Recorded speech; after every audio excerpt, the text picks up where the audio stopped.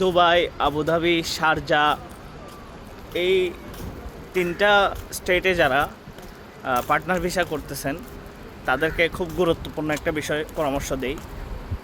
আপনারা যদিও করে ফেলেন বাই এনি চান্স এই পার্টনার ভিসাগুলো, 100% আপনার যে ডকুমেন্টস আছে অর্থাৎ লাইসেন্স কপি, এস্টাবলিশমেন্ট কার্ড, দেন হচ্ছে গিয়ে আপনার যে কোনো যদি স্পন্সর থাকে দুবাই লোকাল, তাদের অল ডকুমেন্টস আপনারা অবশ্যই নিয়ে নেবেন।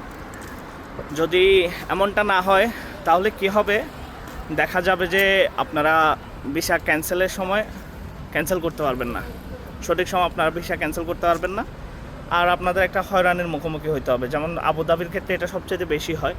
আবুধাবি, শারজা এদের ক্ষেত্রে হচ্ছে কি, আপনার এই চ্যানেলের যদি আইডি পাসওয়ার্ড আপনার কাছে না থাকে, আপনি যদি না নেন সময় মতো, সেটা ক্যান্সেলের ক্ষেত্রে গিয়ে আপনার ক্যান্সেল হওয়া যায় না।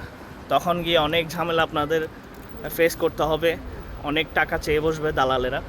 তো 100% এই বিষয়গুলো মনে রাখবেন।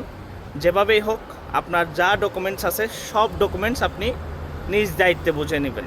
এটা হচ্ছে আপনার ফার্স্ট প্রায়োরিটি। লাইসেন্স করা এবং লাইসেন্সের যাবতীয় সকল ডকুমেন্টস আপনার বুঝে নিতে হবে।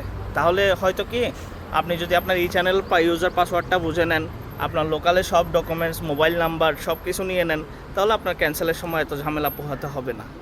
তো পার্টনার ভিসা ক্যান্সেল করার আগে 100% এই বিষয়গুলো মাথা রাখবেন, না হলে করার প্রয়োজন নেই।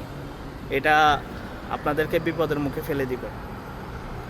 আর যারা ভিডিওটা দেখতেছেন, আশা করি আপনাদের এই বিষয়টা মাথায় আছে এবং আপনারা অপরকে শেয়ার করে অন্তত বোঝার জন্য সহযোগিতা করবেন। ধন্যবাদ।